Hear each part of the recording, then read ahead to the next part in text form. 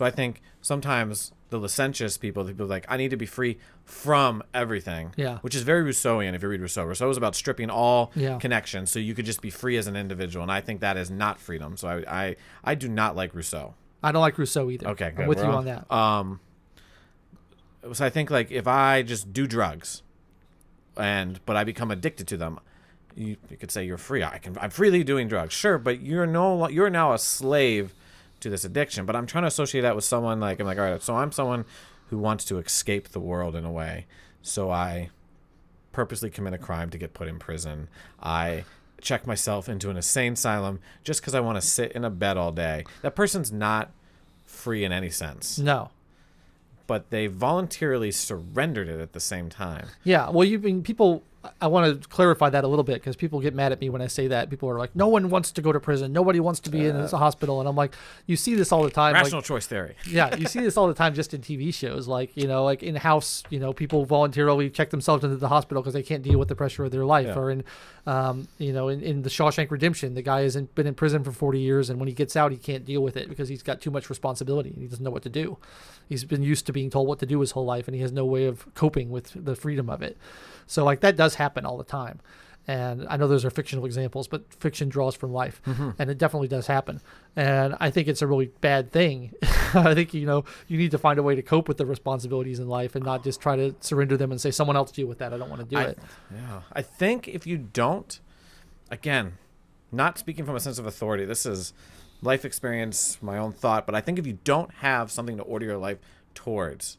So in the example of Shawshank Redemption, he was stripped of everything involuntarily. Well, he committed a crime, he had to pay a price obviously, but he was stripped of everything, and he ordered his life towards the prison system for 40 some years. And when something was just handed freedom, it's almost the same as a kid who's been in school his whole life. Go to school, go to college, and it's your first year out of college, and it's like, okay, go do it, and you're like, listen, you've told me what to do. It's the same thing. You're not sure what to order your life towards. So if you're absent of some higher something, whether that's, we in our last episode we talked about ideology, Catholicism, the different principles, something to order towards. Almost, you're just floating in a wasteland of like a sea of like, you're not swimming anywhere. Yeah. You're wondering where the current might take you. I don't even know if that's freedom. Like, are you free if you're just floating in the ocean with nothing to order your life towards, like a direction? I don't know. Respond to that off the cusp. Yeah, you might be free, but you might, like, that might be freedom, but it's kind of a meaningless freedom because your freedom isn't being used for anything. That's a good way to put it. Freedom isn't being employed to its maximal effect. And yeah, I think you do have to have some purpose. I think we got cut off last time by the camera before I was going to say, when I was in college, I was surrounded by all these rich kids for the first time. I was homeschooled my whole life. And when I got to college, it was my first time being in a school with other people. And I went to a pretty, high-end college. And all the people I was around were super rich and also very smart, very intelligent kids. And they were all miserable. They all hated their lives. They were all on antidepressants. They all saw psychiatrists. And it was because they had nothing to work towards. They could get good grades without trying, without having to study. They didn't have to work. They had been given every privilege growing up. They never had to wanted for anything.